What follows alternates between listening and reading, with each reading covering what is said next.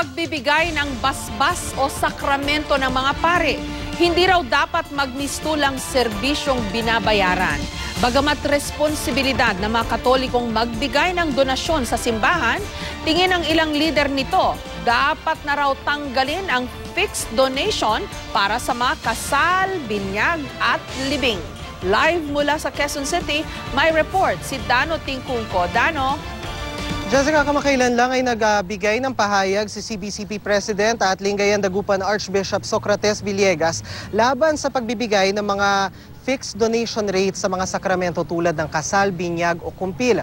Obligasyon daw ng mga Katoliko na magbigay sa simbahan pero kung ano ang ibibigay, dapat daw bukal sa puso. KBL, kasal, binyag, libing. Ilan lang ito sa mga yugto ng buhay na may katapat na sakramento sa maraming Katoliko. Pero ang pagiging Katoliko, hindi lang daw napapatunayan sa pagdaan sa mga sakramento tulad ng binyag, kumpil o kasal. Kasama rin sa mga responsibilidad ang pag-aalay sa simbahan ng kung anumang makakaya, bagay na nakasaad sa Biblia. Kung ano man yung natanggap mo, ano yung kinita mo, usually you give 10% of that. Yun ang tithing. Kung naglilingkod ka sa templo, sa simbahan, dapat you get something from it na galing sa mga tao. Kamakailan muling nagpaalala si Catholic Bishops' Conference of the Philippines President at Lingayen Dagupan Archbishop Socrates Villegas sa usapin ng mga donasyon sa simbahan. Panahon na raw para bumalik ang simbahan sa diwa ng pananabangan o stewardship. At isa sa mga sanga ng diwang ito ang pagbuwag sa tinatawag na aransel o pagkakaroon ng fixed rates para sa mga sakramento at sacramental ng simbahan. Pinaalala ni Villegas na bahagi ng polisiya ng Archdiocese ang hindi pagpataw ng anumang fixed donation para sa mga isinasagawang sakramento. At indikasyon umano ng bad taste at intellectual dishonesty ang pagsabing walang fixed rate para sa mga sakramento pero pahapyaw na hihingi ng donasyon kalaunan. Ganun pa man, sinabi rin ni Villegas na hinihikayat pa rin ang pagbibigay sa simbahan, may sakramento man o wala. Pero ang mga pagbabasbas at sakramento ng simbahan hindi raw dapat magmukhang serbisyong binabayaran lalo tungkulin ng isang paring ibigay ito ng walang hinihinging kapalit. Ayon kay Father Francis Lucas, ang konsepto ng pananabangan o stewardship nakaugat sa responsibilidad ng mga Katoliko na magbigay sa simbahan ng time, talent at treasure bilang simbolo ng pagpapasalamat sa Panginoon na nagbigay sa kanila ng mga biyaya. Kung tutusin, wala dapat fixed rate ang donasyon. Kung ano lang ang kaya, hindi rin pwedeng tanggihan ng isang pari ang pagbibigay ng sakramento kung hindi kayang magbigay ng isang parokyano. Sabi sa akin nung isang lasing pa naman, Father, libre na lang ang binyag ng anak ko. Of course. Pagkatapos ito, may handaan ka ba? Anak ko, bumili ako ng 3 cases of beer. Now tell me, you cannot even give something to the church for the services for your son or daughter, and then you splurge on that, you get money from your ninong and ninang. Ang naging problema raw sa paglipas ng panahon, ibang kaisipan pagdating sa donasyon ang nahubog sa ilan. When you were a steward, when you're conscious of that, and you start giving to the church, actually hindi mo na kailangan ng stipend, hindi mo na kailangan yung stall fees, hindi mo na kailangan yung mga fees na yan. Ang aming mga nakausap, walang problema sa pagbibigay ng donasyon sa simbahan, offertory man o sakramento. Para rin sa gagamitin sa simbahan. For church purposes lang din naman siguro, kaya sila nanghihingi. Hindi naman sa ano tayo doon, yung sinasabihan tayo na magbigay, yung nasa sa loob talaga.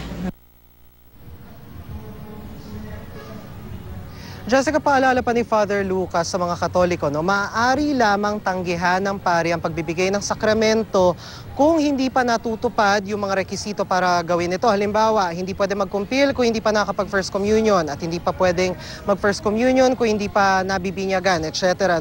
Hindi pwedeng tanggihan ng isang pari ang pagbibigay ng sakramento sa basehan ng kakulangan ng donasyon. Jessica? Alam mo, Dano, maganda itong naisipan na ito, na panahon na para itigil na yung fixed rates.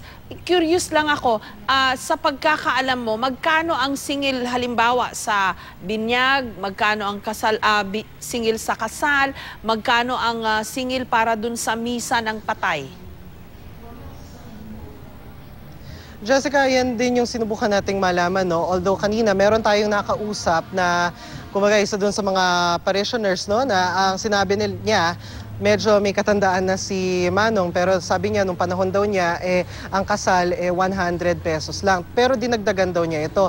Ngayon ang sinasabi kasi sa ngayon wala kasing malinaw na pag-aaral doon sa tinatawag na fixed rate, although may teorya dyan si Father Lucas na nung panahon kasi na iyon nung sinimulan ito, hindi rin malinaw kung kailan, pero ang sinasabi parang ito ay nagsisilbing reminder sa mga faithful, sa mga Katoliko na magbigay kayo sa simbahan. Pero ang nangyari kasi, over time, nagkaroon ng parang, kumbaga nabaliktad, kumbaga nag-backfire yung ganong idea na from a simple reminder, naging ang na-generate na idea sa ilan ay ito ay parang reciprocity, yung idea ng reciprocity. If we are to use Father Lucas's terms, na parang you're paying for services rendered, which is not the idea in the first place nung tinatawag na stewardship.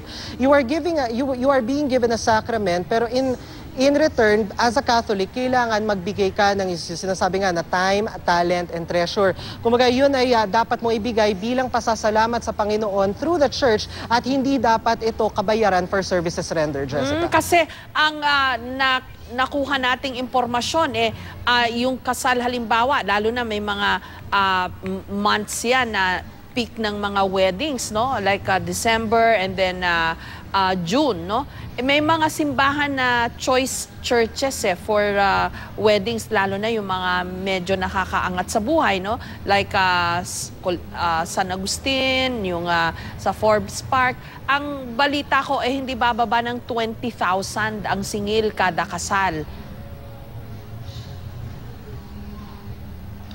Jessica, at yan nga yung dapat na, kumbaga kung susundin natin yung naging pahayag ni Archbishop Villegas, no? Sinasabi sa atin ni Father Lucas, yung pahayag na yan, no, ay specifically aimed doon sa kanyang nasasakupang archdiocese. Pero kung titingnan natin as CBCP President, meron din itong implications, no, sa ibang mga parokya at archdiocese sa bansa na in the first place, kung yung donation na yan ay kumbaga parang tinitingnan kasi yan na parang commensurate siya doon sa kung magkano yung income mo. Halimbawa, kung magkano yung kinikita mo, usually alam yan na bilang mga co-parishioners, yung mga laity, pati rin ng clergy, usually nalalaman nila yan when they try to interview yung mga tao na gustong, halimbawa, magpakasal, magpabinyag, palibing. Usually, ito yung mga sakop na, yung mga nakatira sila dun sa parish na sakop ng area.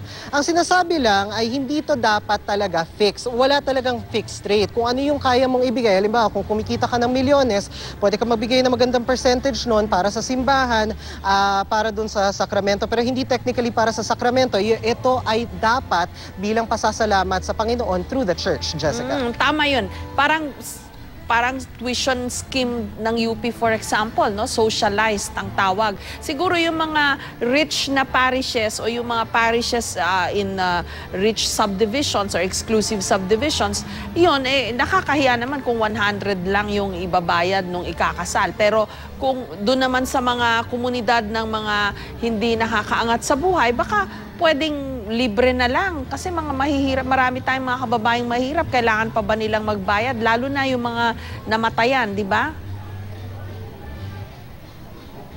Ito yung sinasabi sa atin ni Father Lucas, Jessica. Nililinaw niya na sacraments are not for sale. Kung hindi mo kayang magbigay, hindi ka required na magbigay ng kahit ano. Pero syempre, kung ano yung tingin mo na nararapat na ibigay sa Panginoon para sa pagbabasbas sa iyo, nasa sa iyo na yon. Ang sinasabi ni Father Lucas, kung ikaw meron namang kakayahan, bakit hindi ka magbigay sa simbahan? Dahil yun hindi lang siya pinakatulong mo sa simbahan, kundi ano mo na rin yun, parang a form of gratitude mo na rin yun sa Panginoon. Pero kung walang-wala talaga at kailangan mong dumaan sa sakramento na yon o tingin mo yun ang makakabuo sa'yo bilang Katoliko, pwede mong daanan yon, pwede mong pagdaanan yon, may paring gagawa nun para sa'yo at hindi mo siya kailangan bayaran, hindi mo siya kailangan bigyan, hindi siya required na kumuha ng kahit ano para sa'yo kapalit ng sakramentong yon, Jessica. Ano pa man, maganda at nausisa